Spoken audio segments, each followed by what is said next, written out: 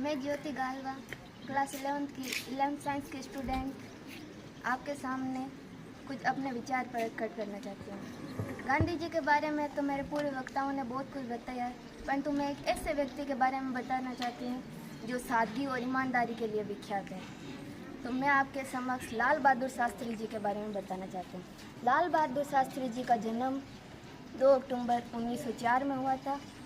एक साधारण परिवार में ही हुआ था। उनका जन्म गांधी जी के परिवार की तरह धनवान में तो नहीं हुआ जिससे वे विदेश जाकर पढ़ सके। वो अपने पास ही एक गांव, छोटे से गांव में अपनी प्रारंभिक स्कूल की शिक्षा प्राप्त की। तो उन्होंने वहाँ से एक प्रारंभिक उसकी स्कूल की घटना ही मैं आपके बारे में एक बताना चाहती हूँ। एक बार की बात है, उनके स्कूल में एक कोई प्रोग्राम था। तो स्कूल में प्रोग्राम था तो टीचर ने बोला कि कल सभी व्यक्ति नहा धोकर बालों में तेल लगाकर अच्छे बनकर आना, कोई विशेष व्यक्ति आने वाले थे।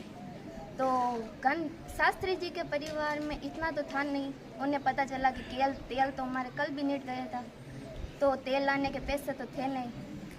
तो शास्त्री जी ने सोचा कि टीचर की भी बात माननी चाहिए और तेल भी तो नहीं है। तो उन्होंने गंजे हो गए, अर्थात बाल कटवा लिए ताकि तेल भी नहीं लगाना पड़े और टीचर की भी बात मान ली जाए।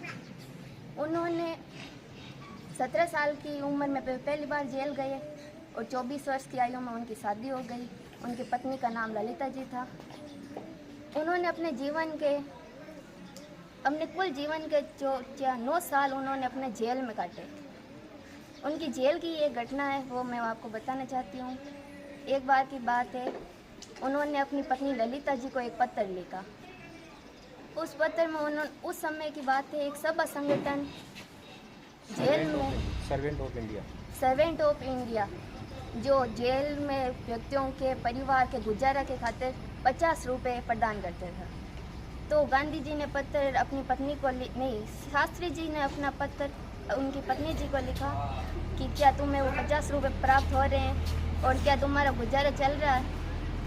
तो उनकी पत्नी बड़ी खुश हुई कि मेरे पति मेरे परिवार के बारे में इतनी चिंता करते हैं। तो उन्होंने वापस पत्र लिखा कि मेरा गुजारा तो 40 रुपये में भी हो जाता है, 10 रुपये तो मैं बचा कर रख लेती हूँ। तब ये पत्र जब शास्त्री जी को प्राप्त हुआ तो उन्होंने जो सभा संगठन था उसको पत्र लिखा और कहा कि मेरे परिवार का गुजारा 40 रुपये में भी चल जाता है, तो आप 10 रुपये की कटौती कर लीजिए।